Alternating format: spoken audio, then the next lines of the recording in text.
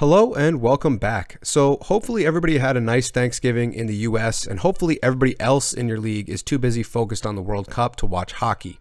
Regardless, I'm going to go into the schedule as we always do here and show you the teams with the best and worst schedules this week, as well as waiver options by category, and a new segment this week dedicated to finding diamonds in the rough. A lot of the time we like to ride hot streaks in fantasy, but sometimes the opposite approach is more effective, finding guys who are ice cold but who are ready to break out. But as always, let's just jump right into the schedule.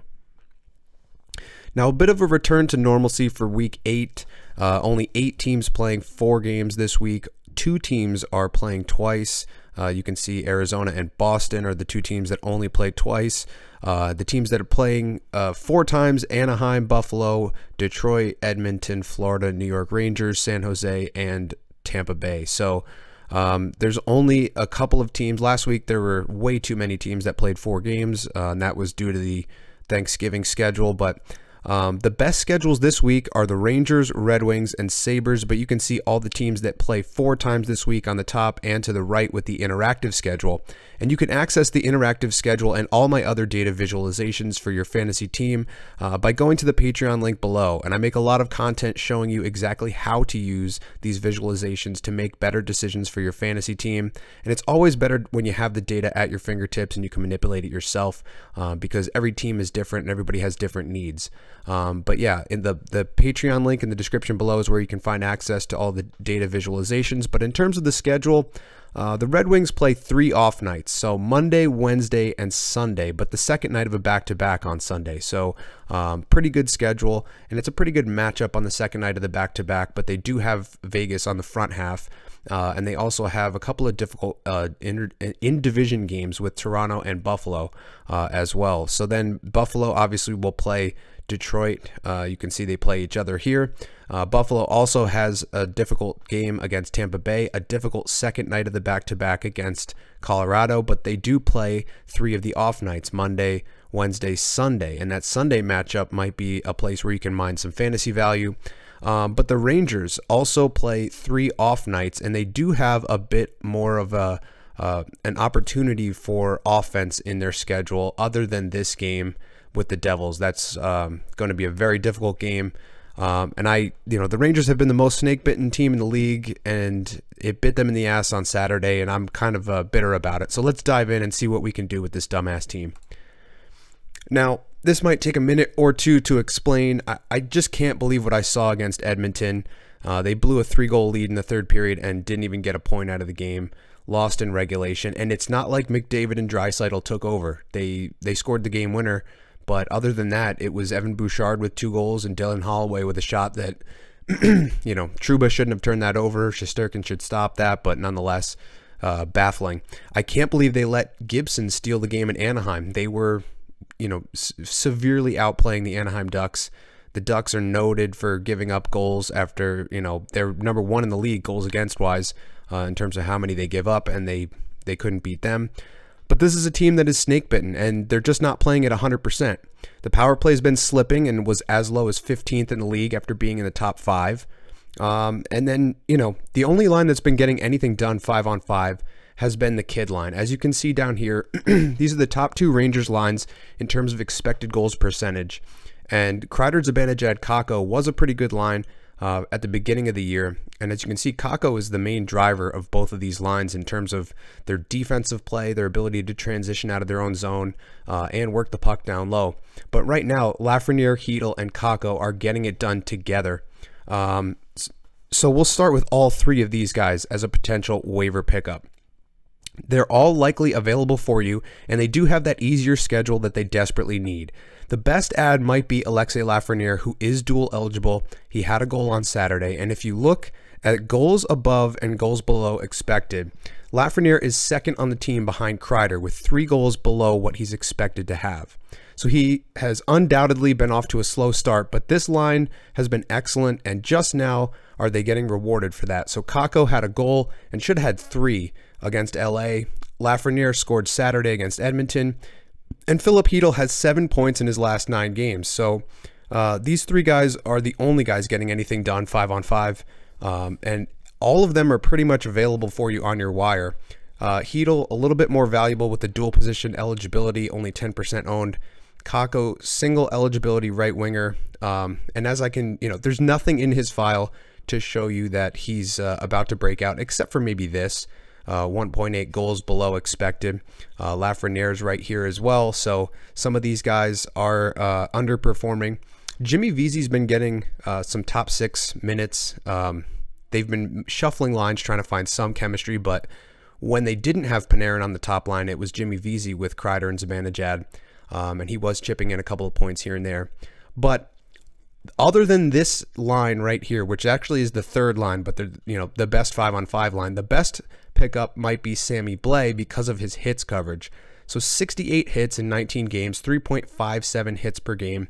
And that's putting him in the top 15 in the league. So he's a guy that has some offensive potential. He hasn't been scoring yet. He did pick up an assist on Saturday, but he's a guy who, when he gets his offense going, he could be more of that Brandon Tanev, Tanner Jeannot type for your fantasy team, because he's getting a ton of hits on a regular basis. And then I just wanted to give a quick shout out to Braden Schneider, who had an excellent week. 2 goals, 9 shots, 5 hits, 7 blocks, and he did have a goal called back in that game on Saturday. So he's been scoring. If he did get that goal, it would have been 3 goals in 3 straight games. And he does a little bit of everything. Sometimes he'll put up 4 or 5 hits in a game, sometimes 4 or 5 shots in a game with a few blocks. And lately he's been getting the bounces and scoring a couple goals. So if your league gives you anything for hits and blocks, he becomes a bit more valuable. Probably not a long-term hold necessarily, but in a nice 4-game week, you could potentially ride the wave if you're in a deeper league and desperate for some D. And then as you can see here, the schedule at the bottom again. But yeah, this team is an enigma to try to find value, because the top guys are all owned up. Zibanejad, Kreider, Panarin, Fox, Trocheck, Trouba, they're all owned up. So the guys that are beneath them are going to get an opportunity. It's just a matter of who will pop off. Julian Gauthier started to score a little bit. Barclay Goodrow scored a little bit, but they're all kind of in that same range where they're not doing it consistently enough to be ownable. So this week I would look to the kid line. They're the only line that's going right now. And then Sammy Blais and Braden Schneider would be the other 2 ads. When it comes to Detroit, there's a few guys who are owned up but aren't fully owned up, if that makes any sense. So if Dylan Larkin's available in whatever league you're in, go grab him. He's currently Yahoo rank 43 in category leagues, even higher in some face-off and points leagues, and he's 88% owned. So 12% of you guys are sleeping on an elite first-line center.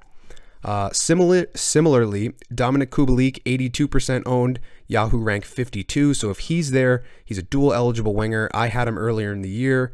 I traded him, but he is still a power play 1 threat. Has 21 points in 20 games, 10 of those on the power play. And then David Perron is a similar case. So he's a single right winger eligible, which may explain his 63% ownership compared to Kubalik. But in the last 2 weeks, 6 games played, 1 goal, 7 assists, 2 power play points, 15 shots, and 11 hits. That had him Yahoo rank 78 over that time span. But the best ad from the last 2 weeks, and I'll be honest, I was sleeping on this one, Filip Hronek. Now 67% owned, but over the last 2 weeks, the 11th best player in fantasy. That's total, that's not just D. So 6 goals, 4 assists, 5 power play points, 15 shots, 6 hits, 8 blocks in 6 games. If he's there, grab him before the NHL names him as their 3rd star of the week or 2nd star of the week, whatever they're going to do. He's going to be one of the 3 stars, and that will probably boost his ownership. So try to get him before that happens if you do want to grab him, if you're in need of a defenseman. But in terms of guys that are potentially ownable for you, because some of these ownership percentages are a little bit higher, the best ad for the week will probably be one of these 2 guys, because they're likely more available for you on your waiver wire. Tyler Bertuzzi, coming off of an upper body injury, now has 5 games under his belt, and in those 5, a goal and 2 assists, 12 shots, and a few hits. Bertuzzi has been improving each of the last 3 seasons and finished last year with a .91 point per game average, 30 goals, 32 points in 68 games. And he was riding shotgun on the top line with Dylan Larkin and often Lucas Raymond. Now currently he's with Raymond and Kopp on the second line, but still getting top 6 minutes. He's on PP2. He could potentially replace Oscar Sundqvist as the net front guy on PP1 if they want to go for a different look. And this may or may not be the week Bertuzzi breaks out, but he's a talented top 6 guy on a decent team, and his ownership will likely increase as we head towards 2023. So if you're interested, get in now while you still can. He's a 43% ownership, and that's probably going to go up in the next couple of weeks. Now, the last option is a good shots, hits, blocks guy, and that is Ben Chiarot, playing top line minutes with Mo Seider. And in a 4-game week, he can add some volume to each of those 3 categories if you have them. Or if you're in a points league with those categories, he'll give you a consistent point floor at the very least. On the season, 37 shots, 40 hits, and 43 blocks. So if you're in need of a shots, hits, blocks defenseman, this is probably a guy you want to take a look at. There are some other options, and we'll get into that as we go into ads by category. And now we get to the point of the video where I take my victory lap. So I'm sure you remember last week when I said that the best ad for Tuesday night would be Jeff Skinner, and I calmly laid out my evidence, and then you guys sat back and saw him go off for 5 points. And of course, you subscribed to the Data Draft Instagram, and you saw my reel that I posted the next day about it. But it didn't just end there. Skinner followed that up with another 2-goal game against St. Louis, with 1 power play point and 4 shots, and he finished the week Yahoo rank 17, currently 106 on the year, and his ownership is still only 45%. He will factor into a number of the category ads this week, so we'll get back to that in a little bit later.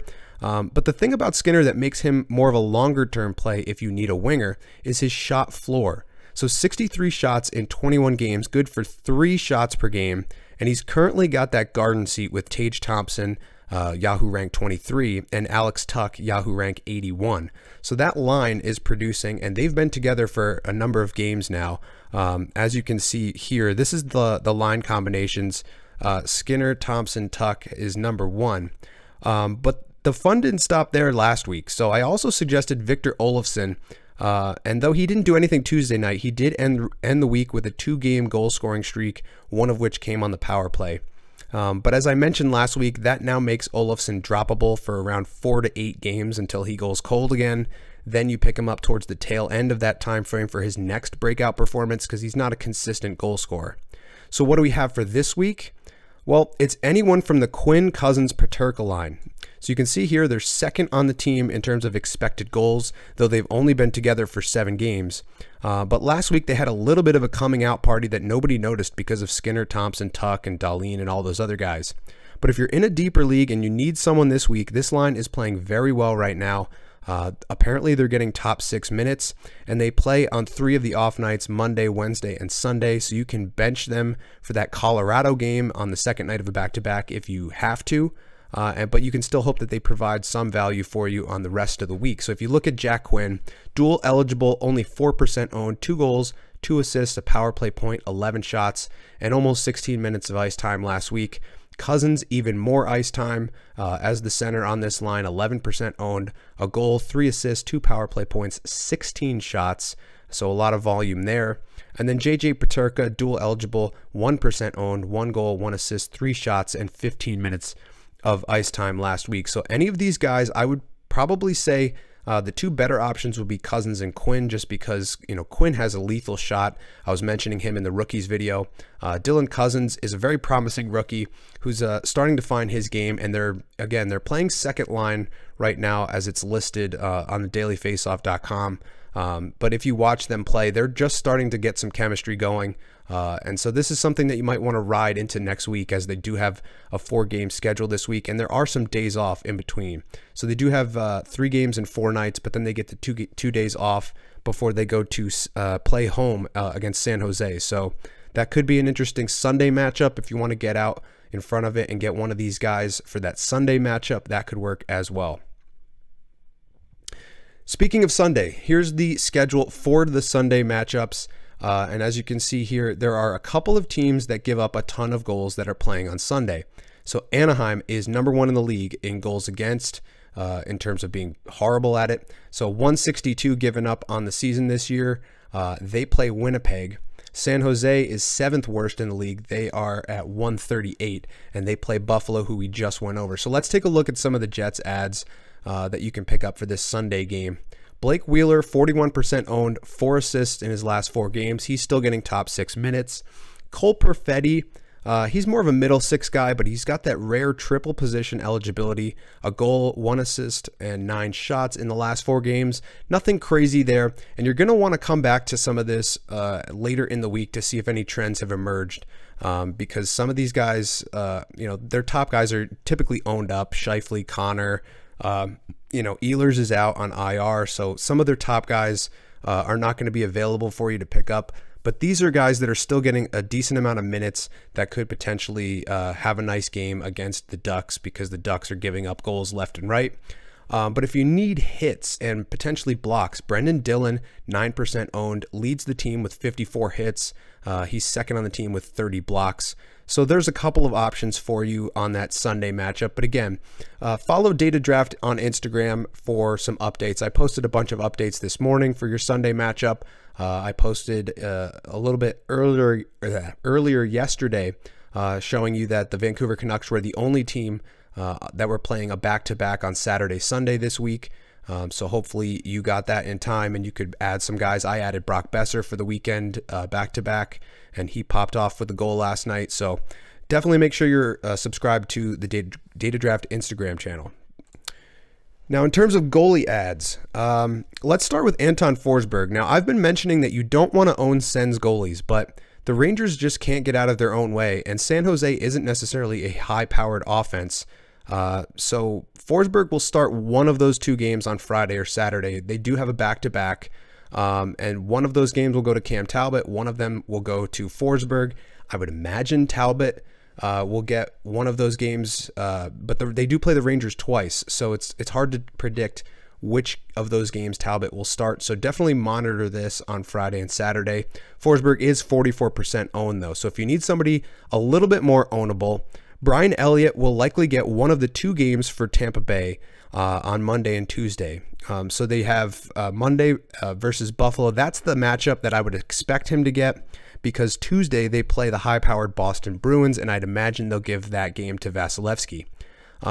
Elliott, his stats have been less than ideal, but he does get wins when he's in net. So if you look at the numbers, .875 save percentage, not great. Goals against, not great, but 2 wins in his last couple starts. So if you're desperate for wins, Tampa Bay's starting to figure it out. They're playing some pretty good hockey, and Brian Elliott's a decent option there.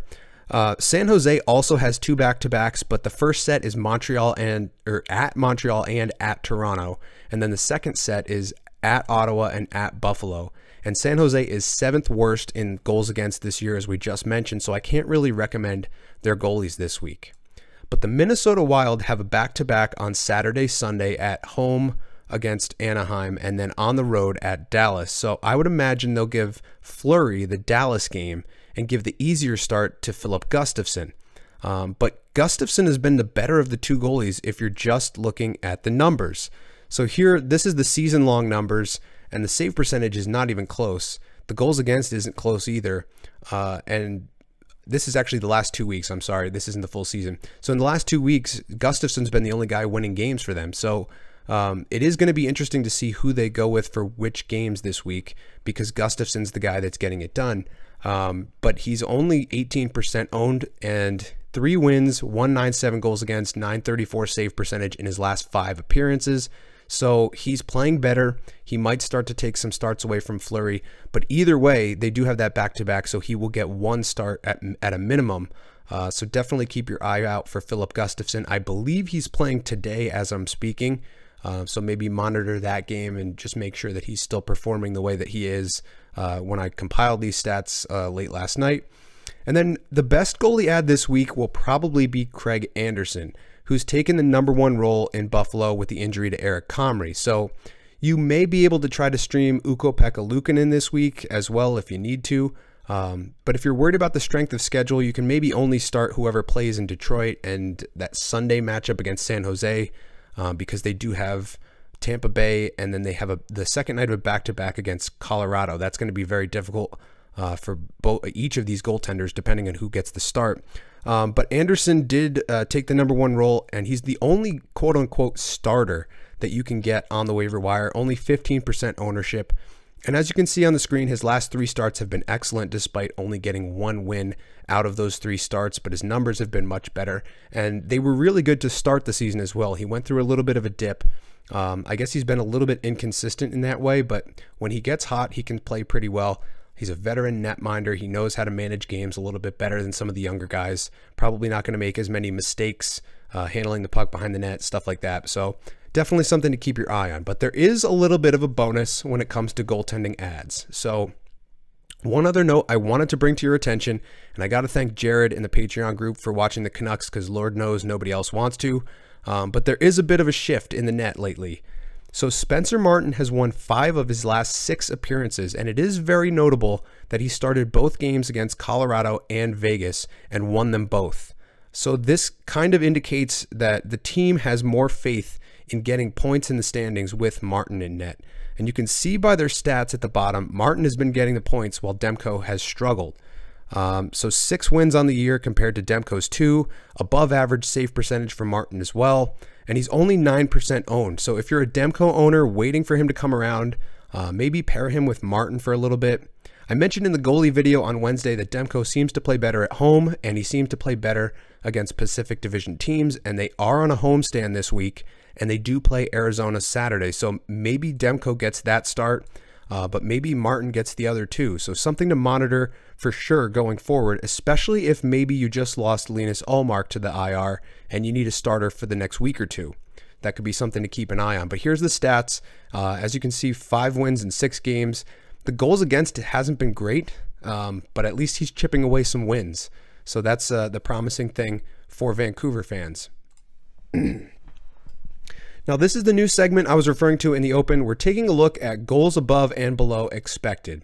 Now, if you haven't been paying attention, Bo Skorvat is second in the league with 17 goals on the year, and we are witnessing the contract year bump in full effect. So 9.2 goals above expected. He's usually kind of all over the map in terms of this metric, but last year he was 5.3 above expected. The year before that, 3.2 above expected. So maybe he's just trending in the right direction, but either way, he's scoring a ton of goals right now. Speaking of a ton of goals, Jason Robertson leads the league with 18 goals. He is 100% the real deal. Last year, he was 10.9 goals above expected, so he is capable of outperforming his expected goals, and he's doing it again right now. He had a 4-game goal scoring streak, including 3 back-to-back-to-back 2-goal games last week. And he's a shot volume monster if you look at the game log. He's second in the league in points right now behind McDavid, and he's only 1 point behind McDavid. So he's having an incredible season for Dallas. He's obviously not going to be available on the wire, and that's the case with a lot of these guys. A lot of these guys aren't necessarily due for regression, but this list is riddled with talent that can potentially outperform the quality of their chances. So if any of them are available, maybe Philip Hronik down here is still available. Victor Olofsson might be available. Zegras potentially in some deeper leagues, or I'm sorry, some shallower leagues. But this is where you can find guys that are red hot this season. Maybe Kirby Dach, because he's playing with Nick Suzuki and Cole Caulfield. They're scoring goals, so maybe Dach can get you some assists. But this is what you want to look at in terms of maybe sell high candidates, but I wouldn't honestly think of a lot of these guys as sell high candidates because a lot of these guys are just very talented and they're going to outperform their expected goals. So what can we look at to mine some value? This is the list that you want to mine fantasy value from. And I mentioned in the player trends video, there's 2 different ones, and one of them, Chris Kreider, was at the top of this list. He's continued to score, and now he's nowhere to be seen on this list. This is goals below expected. Then after Kreider exited this list, it was Kyle Connor who was number 1. And then immediately after that, Kyle Connor started to score, and now he's nowhere to be seen on this list. Then we were looking at the list and predicting Barzal to break out, and he had a 2-goal game immediately after that, but he's still relatively snake-bitten and still factors in on this list. So there are more goals potentially in the future for Barzal, though he is over a point per game right now, 25 points in 23 games with 11 of those on the power play. So very ownable if he's available on your wire. But the guy at the top of this list is Erik Haula, and it's by a considerable margin. He's only 13% owned, getting an excellent opportunity playing with Jack Hughes, who had a hat trick last night. His shooting percentage is 1.9%, which is definitely unsustainable. He has 8 points in 22 games, but is expected to have 7 goals by now and only has 1. So the goals should start coming, and the line assignment means that he'll still get the opportunities for points going forward. So this is a guy that you might want to buy low on or potentially pick up off the waiver wire. The Devils don't have a 4-game week this week, but even in a shallow week, they're playing excellent hockey. They're still winning. Their streak did end against Toronto, but they chipped away a couple of wins after that fact, so they're still playing very well. So he's a guy that you could potentially look at on your waiver wire to start scoring any day now.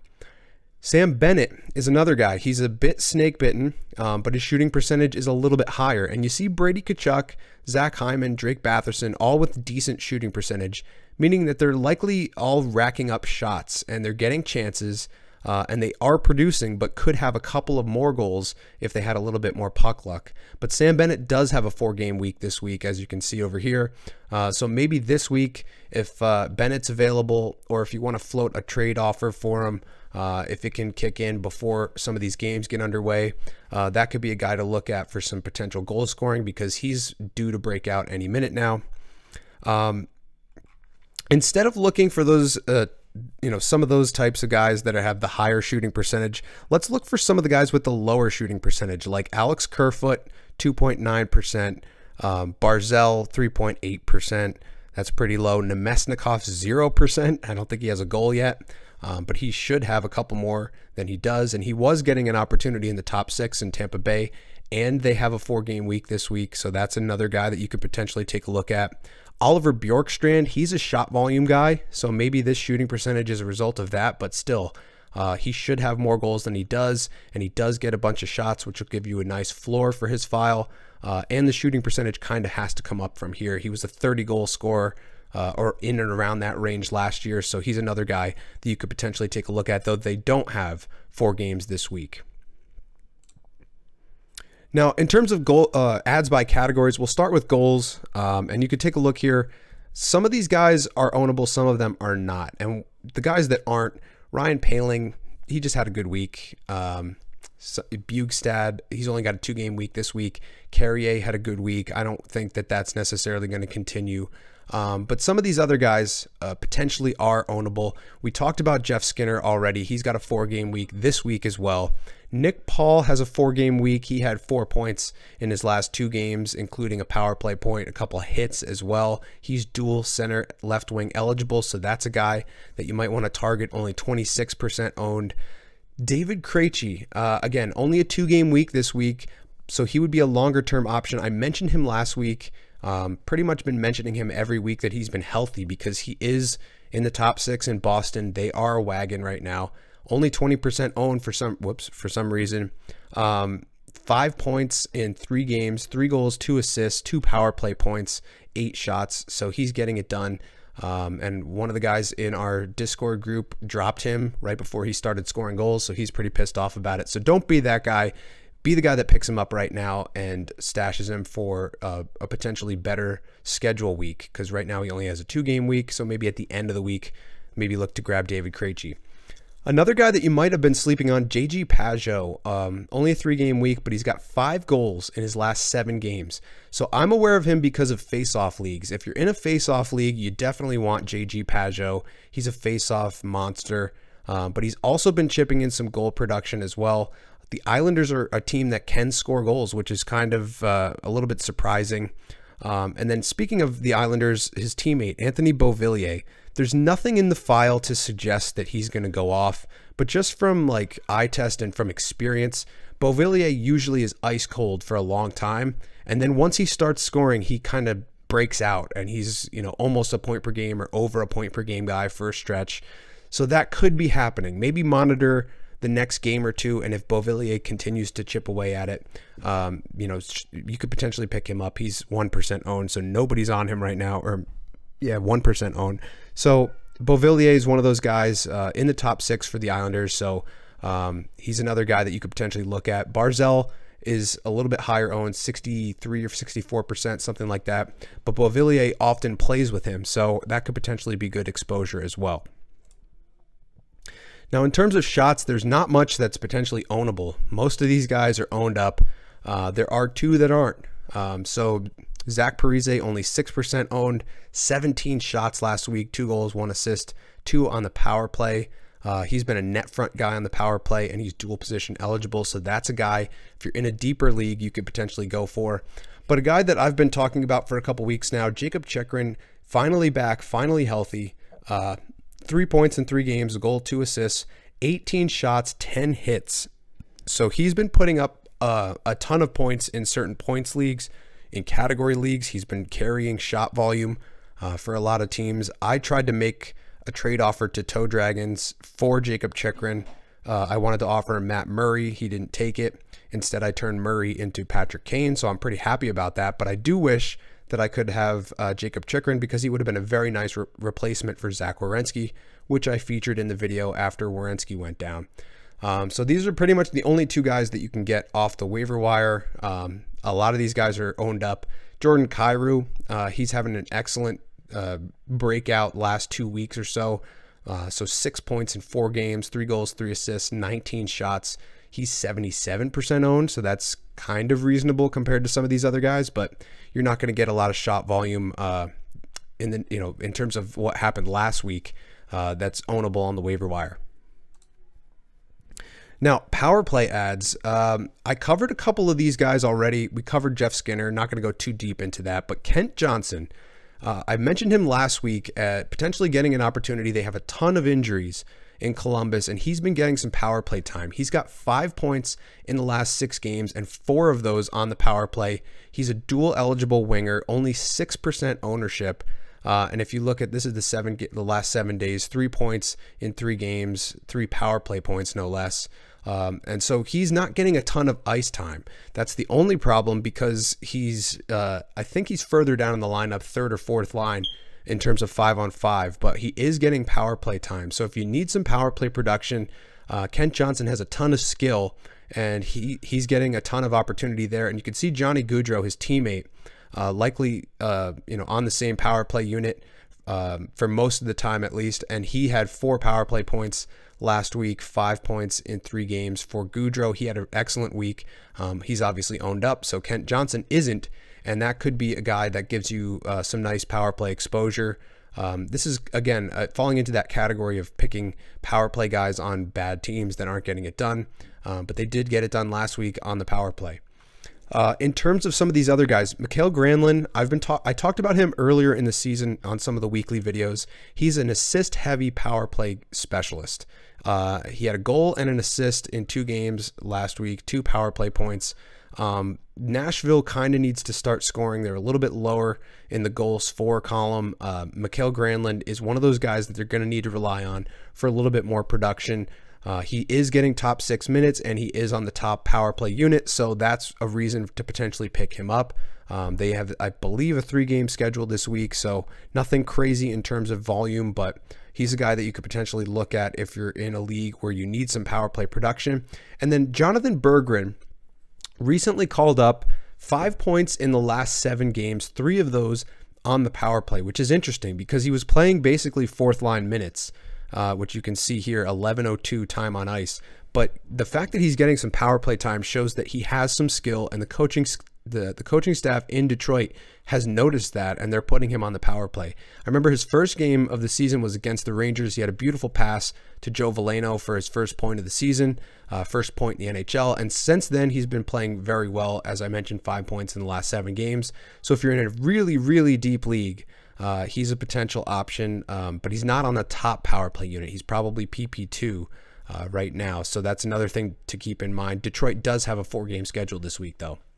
And then last but not least, Logan Couture, 46% owned, so a lot higher there, but 4 points in 3 games, 2 goals, 2 assists, 2 power play points, 12 shots, 8 hits on top of that. And he just finished a 5-game goal streak. You can see down here, he was on fire for this entire stretch, 8 points in those 5 games, and 3 of those on the power play. So he's another one of those guys, power play guy on a bad team. He's a guy that you definitely want to keep an eye on because he's been carrying the mail for at least the offensive part of the San Jose Sharks. Obviously, Carlson's been getting it done on the blue line, but up front, Couture's the #1 center, and he's the guy that's going to be out there in all the important minutes for the San Jose Sharks. So another guy to keep an eye on if you need power play production, but also goal production. He's getting assists as well, some shot volume, a couple of hits on top of it. He's doing a little bit of everything right now. In terms of assists, again, a lot of these guys are owned up, but you do see some new names on this list, and we'll go over a couple of them. Blake Wheeler, mentioned before, top 6 in Winnipeg, 4 assists in his last 3 games, as you can see right here. Nothing crazy to his game. He's very assist heavy. Doesn't cover a lot of categories, not a lot of shots either, but if you're paying attention, Winnipeg is a very good team right now, and Blake Wheeler is playing in their top 6. He's getting some power play time, so he's a decent option if you just need assists. But another option here, Dawson Mercer. He's playing with Jack Hughes and Eric Haula right now. A goal and 4 assists in his last 4 games, 10 shots to boot. He was a shot volume guy earlier in the season. He kind of got away from that a little bit, but it's come back in the last 2 games, 4 shots in each of the last 2. And he's a dual center right wing eligible player, former first-round pick, so he's got a ton of talent. And that's a guy that, you're getting exposure to the Devils. They're on fire right now in general. So definitely something you want to keep an eye on. Ryan Pulock, this is a 4 assist game he had against Philly. So nothing crazy there. I wouldn't necessarily recommend picking him up for this purpose. But Andrei Kuzmenko, he's still in the top 6. He's currently technically on the power play 1. He might be getting replaced by Brock Besser because of how well Besser's been playing. But he does have 7 points in his last 4 games, 2 goals, 5 assists in that span. In this sample size, 3 games, 2 goals, 3 assists, 7 shots. So he's been getting it done, and I don't know if he's technically a rookie. He's a first-year player, and I did mention him in the rookies video because of that, but he's definitely a guy you want to keep an eye on because he's getting some important minutes, playing 16:49 right now, and that does include some power play time in Vancouver. If you are anywhere near the Toronto area, you already know about Michael Bunting. Nice 3 assists in 4 games this week, 48% owned. He's likely owned up. Philly has a difficult schedule this week, which is why I'm not highlighting Kevin Hayes, but he's their top center. He's on their power play. A goal and 3 assists in 4 games, 10 shots. He's pretty much every single week he's on this list. So if you need some assists, Kevin Hayes is definitely an option for that. Now, in terms of hits, we're back to Radko Gudas again, doing what he does best, which is throwing the body around. 3.9 hits per game so far this year. I own him, obviously. I've been pimping him since before the season started. He's only 56% owned, so if he's there, 1931 of ice time, which is a little bit higher than what he was getting earlier in the season, but he's earned it, and he's got a ton of hits volume right now. I just streamed Nick Delorier for a game or so, just because of his massive hits volume. But none of these guys play. Trouba does play 4 times this week, but he's 86% owned. So I'm just highlighting the guys with 4-game weeks. Zach Bogosian just came back off an injury. 22 hits in 3 games this year. 7.33 hits per game. I can't imagine that that's sustainable, but it's kind of insane. So we had to talk about it.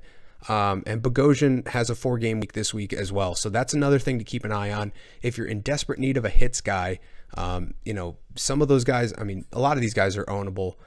Their ownership is not crazy, but Zach Bogosian, if you want to ride this out, I would imagine that this number starts to fall a little bit, but he's still throwing the body around like it's his job, and it is his job. So an incredible job last week with 22 hits in 3 games.